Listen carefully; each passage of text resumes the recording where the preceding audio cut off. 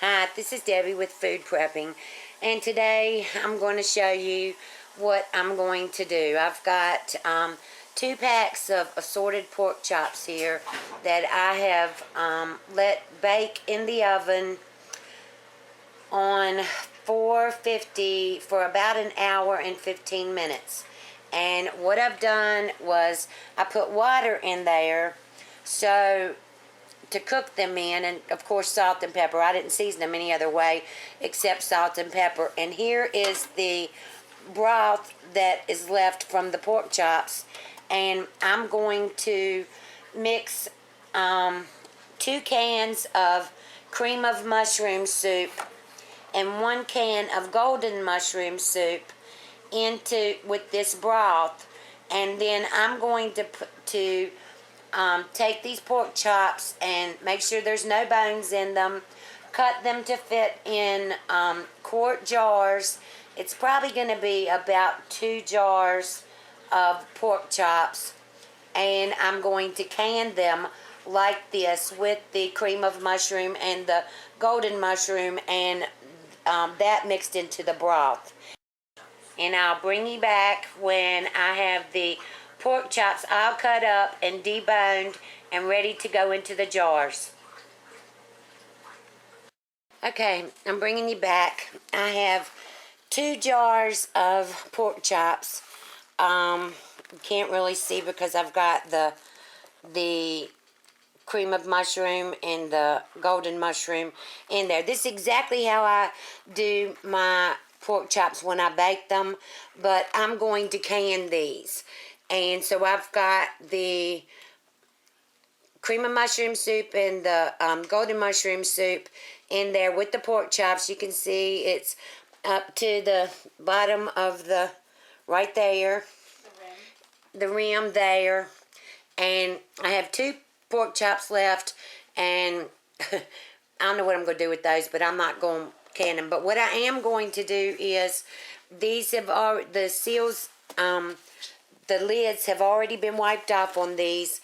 I'm going to put the lids and the rings on there, on them, put these in the canner, and I had this much of the soup left. So what I'm going to do really quickly is I'm going to take this ground beef that I have, and I'm going to fry it up into patties and brown it on both sides, get it pretty well done, and then I'm going to put those in jars and cover them with the rest of this golden mushroom and cream of mushroom soup and the broth, and can that, because I don't want to just put in my canner 2 quart jars of pork chops, so I'm trying to fill my canner up. So I'll bring you back after I get the hamburgers all fried up.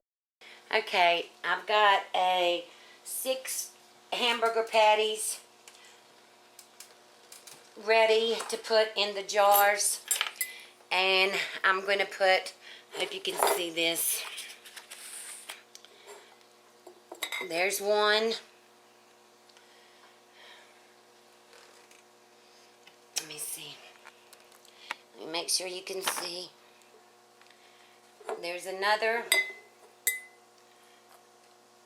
There's another. And that's going to have to be pushed down in there. 4, 5, 6. So I've got 6 hamburger patties in there. And I'm going to put, fill this up with the cream of mushroom and the golden mushroom.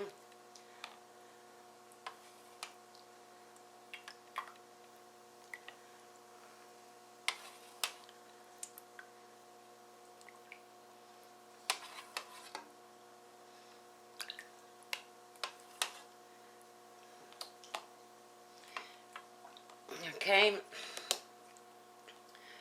there's another jar, and of course I'll have to clean it and get the air out of it. So I've got to get my little wand and get the air out of it and clean the jar, the lid, and put the hot lid and ring on there and put it in the canner.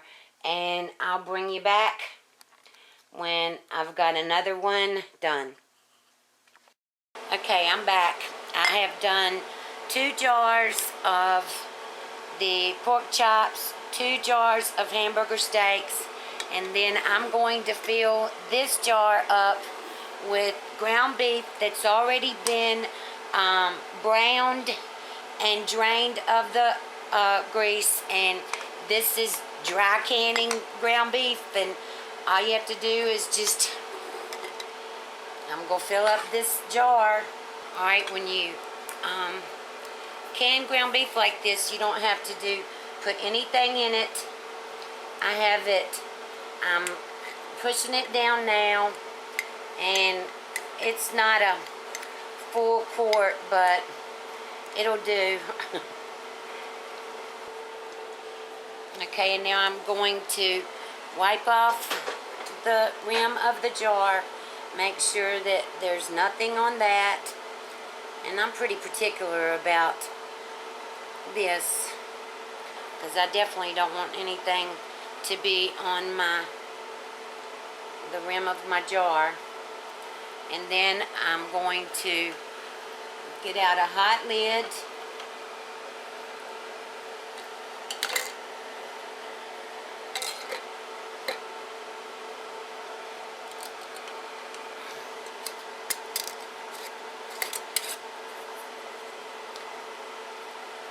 Alright, and there's my ground beef that I'm going to put in my canner. So I'll have 2 quarts of pork chops, 2 quarts of hamburger patties, and this quart of ground beef.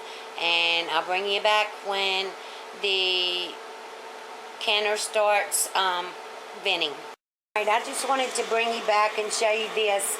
With those 2 extra pork chops that I had left, I put them and some small hamburger patties in cream of celery soup and cream of mushroom soup, and I have these baking in the oven for dinner tonight.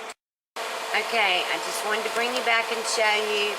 I don't know if you can see that or not, but it's venting, and what I'm going to do is I'm going to put my timer on for 10 minutes, and I'm going to let this vent for 10 minutes.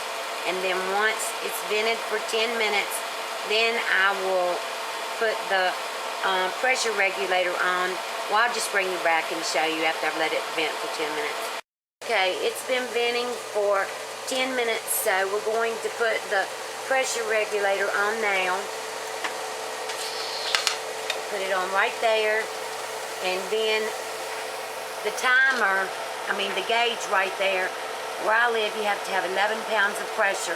So I'll let that build up to 11 pounds of pressure. And once it does, then I'll start the timer for 90 minutes. And I'll bring you back after everything's finished. Okay, I'm back.